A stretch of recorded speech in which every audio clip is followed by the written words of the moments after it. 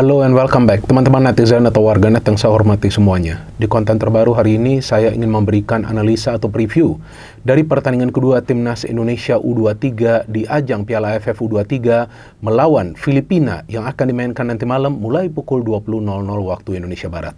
Seperti yang kita ketahui teman-teman, bahwa pertandingan nanti malam akan dimainkan di Stadion Gelora Bung Karno, Senayan, Jakarta. Dan saya harapkan teman-teman yang bisa menonton pertandingan ini bisa juga datang ke stadion untuk mendukung langsung Garuda Muda agar bisa mendapatkan kemenangan lagi supaya bisa terbuka peluangnya untuk lolos dari fase grup dan nanti bermain di babak semifinal. Meskipun kita tahu setelah pertandingan ini nanti ada pertandingan terakhir di fase grup bagi Timnas Indonesia U23 yaitu hari Senin ya, tanggal 21 Juli melawan Malaysia, yang kita semua tunggu pertandingan tersebut.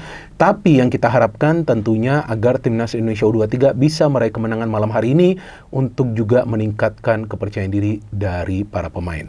Dan memang di pertandingan pertama, Timnas Indonesia U23 membantai Brunei dengan skor 8-0. Tapi seperti yang saya jelaskan di konten preview dan review dari pertandingan tersebut, bahwa kemenangan atas Brunei itu memang sesuatu yang sudah bisa kita tebak.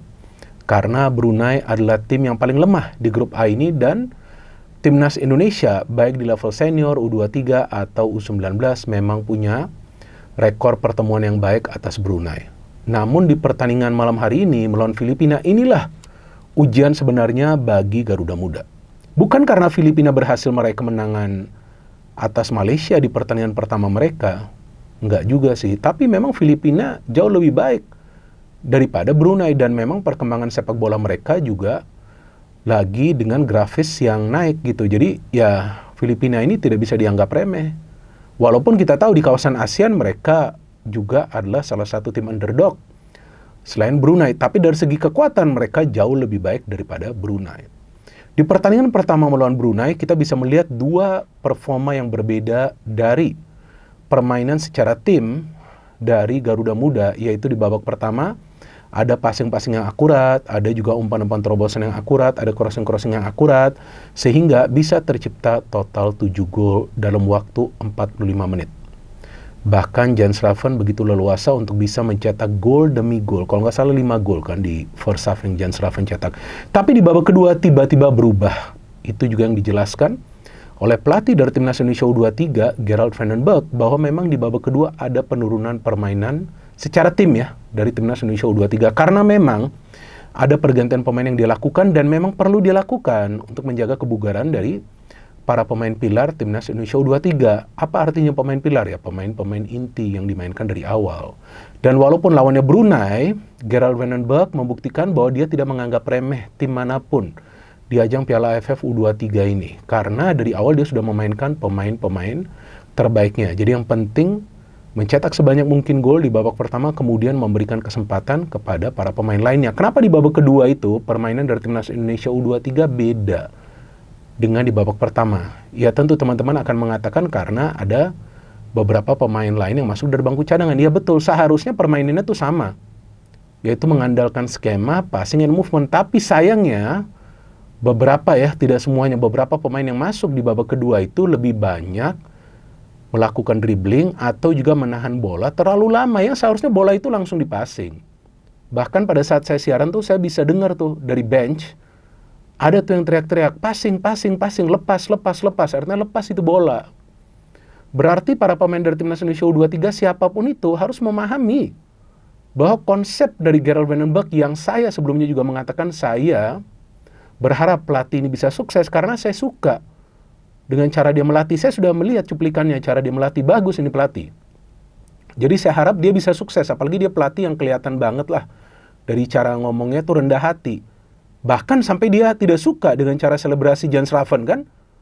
Dia tidak suka itu, dia mengatakan lagi pada saat ada wawancara doorstop kepada awak media bahwa dia tidak suka selebrasi seperti itu pada saat Timnas Indonesia U23 sudah unggul 4-0 atau 5-0, dia tidak suka. Dan memang pemain muda itu harus juga menunjukkan respect ke tim lawannya. Bahkan di sesi konferensi pers setelah pertandingan sambil bercanda dia mengatakan kalau Jan Schraven joget-joget lagi, dia tidak akan memasangnya dari awal. Ya seperti itulah kira-kira candaan dia. Tapi kan di balik candaan itu ada juga pesan yang dia coba berikan kepada pemain-pemain lainnya juga, artinya jangan banyak gaya, yang penting fokus saja pada permainan dan capai targetnya, yaitu menjadi juara. Kenapa sih harus juara Piala AFF U23? Sebetulnya kan nggak penting juga Piala AFF ini, yang U23, karena tidak termasuk kalender FIFA.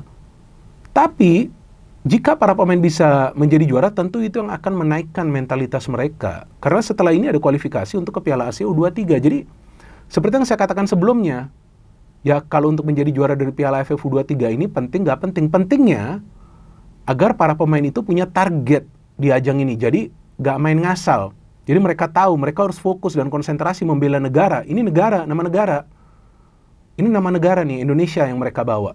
Jadi mereka harus membela negara dengan cara yang baik, serius, konsentrasi full 110% untuk bisa mencapai target menjadi juara. Harus ada target dong di setiap turnamen. Tapi nggak penting juga, karena sebetulnya AFF ini tidak termasuk dalam kalender FIFA. Jadi ini sebuah dilema. Namun yang saya suka dari Gerald Vandenberg, dia ingin agar para pemain pokoknya fokus dan memberikan yang terbaik sampai nanti masuk ke final dan menjadi juara. Karena itu juga yang nanti selain akan membentuk mentalitas dari para pemain sebagai mentalitas pemenang dan pejuang tentunya, juga dengan mentalitas juara.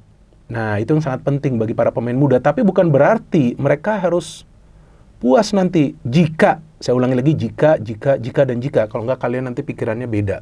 Sering memelintir pernyataan saya. Jika mereka menjadi juara, nggak boleh puas juga. Karena intinya tuh harus bisa masuk ke level Asia, kemudian kita harapkan bisa lolos ke Olimpiade. Oke, untuk pertandingan malam hari ini, yang saya perkirakan akan ada sedikit rotasi di line up. Ini perkiraan saya. Kalau banyak, saya pikir enggak ya. Karena kan ini juga adalah pertandingan penting ya. Mungkin babak pertama tuh 1-2 pergantian lah.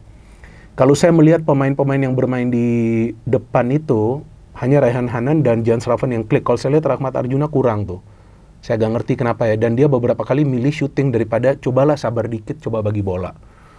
Dan di tengah saya pikir Tony, Arkan Fikri, Robbie Darwish ini sudah luar biasa lah. Dan mereka kompak banget. Jika Arkan Fikri maju, si Robbie Darwish maju, maka Tony berada di tengah. Jika Tony maju dan Arkan Fikri maju, maka Robbie berada di tengah. Bagus. Ini sudah kompak nih 3 pemain. Jadi nggak menurunkan playmaker Gerald Vandenberg, karena dia tetap mengutamakan para pemain dari Timnas Indonesia U23 itu menyerang dari kedua sektor flank. Maka itu banyak crossing-crossing dilepaskan, dan bagusnya crossing-crossingnya itu kebanyakan atau mayoritas akurat. Dan di belakang saya pikir juga mungkin pergantian itu nanti bisa ada juga di sektor fullback ya. Nah, saya nggak tahu nih di sebelah kanan atau di sebelah kiri nih. Kalau Donitri sih kayaknya tetap akan dimainkan. Dan di center back yang mungkin juga selain Brandon nanti yang akan dimainkan, selain Ferrari mungkin yang akan dimainkan adalah Kadek Arel. Dia juga adalah back yang tangguh kan. Dan di penjaga gawang tetap yang sama. Jadi saya pikir ya Jan Schraven sebagai ujung tombak kali ini juga punya misi khusus bagaimana caranya dia bisa mencetak gol dan membawa timnya meraih kemenangan. Tapi selain juga dia adalah predator, dia juga adalah pemain yang sering bisa bergerak dengan bola dan juga memberikan umpan-umpan yang akurat. Jadi dia bukan tipe pemain yang menunggu bola. Nah, kita memang perlu striker seperti Jan Schraven. Maka itu kan kemarin tuh pada saat drawing dari round 4 kan ada juga tuh berita-berita ya yang beredar di sosial media bahwa kemungkinan saya ulangi lagi biar kalian juga jangan salah paham. Kemungkinan bisa saja nanti Jan Schraven jika Ole tidak bisa bermain di round 4, bisa saja Jan Schraven dipromosikan ke timnas senior, tapi tergantung juga nih performa dia nanti lawan Filipina, lawan Malaysia. Artinya jangan cuma bisa mencetak gol lawan Brunei, coba lawan Filipina yang lebih kuat, dan nanti kita tahu lebih kuat lagi Malaysia. Ya kan di pertandingan terakhir di fase grup Malaysia nanti lawan Brunei. Ya kemungkinan besar Malaysia menang. Nah, jika Malaysia menang dan jika nanti Indonesia menang, mereka juga akan fight habis-habisan di match terakhir. Dan kemungkinan match lawan Brunei itu tidak akan dihitung. Jadi nanti yang dihitung head to head antara Indonesia Malaysia. Nah, ini yang nanti kita tunggu. Jadi artinya bukan cuma pertandingan malam hari ini, nanti pertandingan lawan Malaysia juga penting. Tapi malam hari ini, para pemain dari Timnas Indonesia U23 perlu menunjukkan kekompakan yang sama yang mereka tunjukkan di babak pertama melawan Brunei.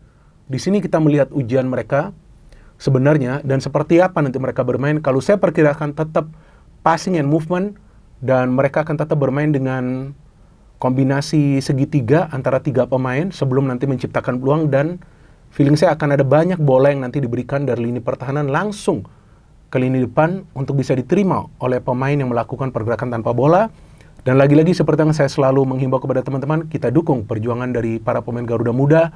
Ini saatnya kita semua bersatu dan support mereka agar mereka bisa tetap bermain dengan semangat yang tinggi. Tapi seperti yang saya katakan juga sebelumnya di konten review dari pertandingan Timnas U23 melawan Brunei, bahwa kita juga jangan puji mereka setinggi langit.